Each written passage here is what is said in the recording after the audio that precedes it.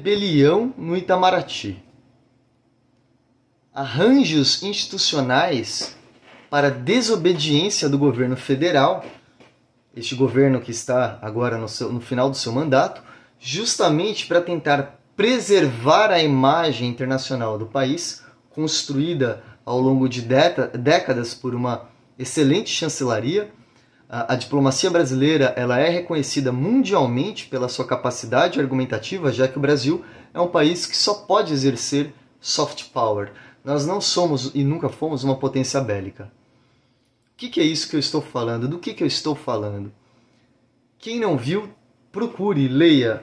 Numa matéria muito interessante de Jamil Chad, colunista do UOL, e jornalista residente radicado na Suíça, jornalista brasileiro, ele demonstra como, em uma matéria muito interessante, chanceleres e diplomatas, funcionários do Itamaraty reportam em várias partes do mundo, inclusive no Brasil, como ordens manifestamente ilegais não foram cumpridas e como as arestas criadas e causadas ou aumentadas pelo governo Bolsonaro foram suavizadas pela atuação da diplomacia brasileira.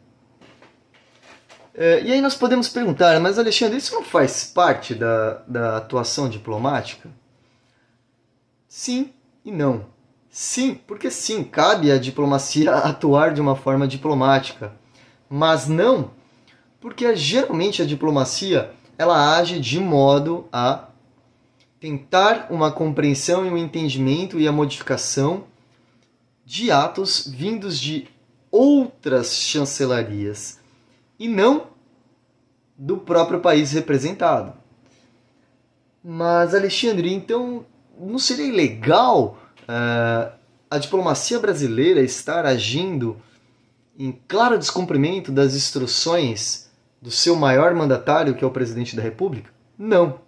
Não, porque são todos servidores públicos, tanto o presidente da República como os diplomatas.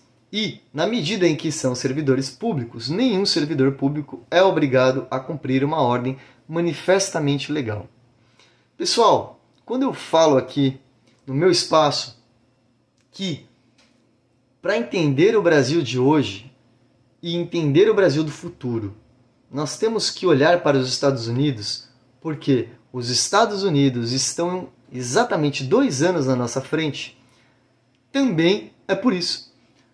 Lá nos Estados Unidos, esse tipo de reação institucional para preservar uma democracia que está sendo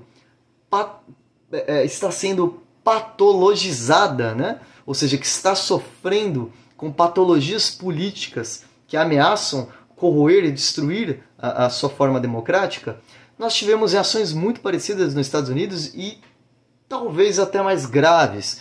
Por quê? Nos Estados Unidos ocorreu um avanço sobre as Forças Armadas no momento, ou alguns momentos antecedentes à invasão do Capitólio. E não que no Brasil não tenha ocorrido, no Brasil foi até pior, porque ocorreu uma nomeação em massa para cargos de generais da ativa e generais que já não estavam mais na ativa.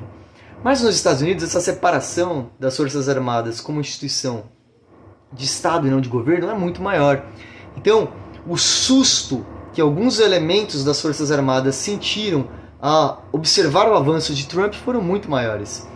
Pesquisem, existem vários relatos de instruções de Donald Trump às Forças Armadas dos Estados Unidos que foram simplesmente ignoradas, foram desprezadas ou foram ligeiramente modificadas, suavizadas, tudo isso visando tanto preservar a ordem e a paz mundiais, como também preservar a própria instituição das Forças Armadas e a ordem democrática, no caso, a ordem democrática norte-americana. Então, em certa medida, o que o Itamaraty fez é muito, muito, muito, muito parecido com o que as Forças Armadas e alguns dos seus valorosos homens fizeram nos Estados Unidos. Isso comprova que não foi só o TSE, o STF, a Anvisa durante uma grande parte da pandemia, quando não aceitou instruções claramente ilegais para que o governo bloqueasse, né, a autorização das vacinas, etc. Mas essas instituições resistiram. Não sei se resistiriam a mais 4 anos de governo Bolsonaro.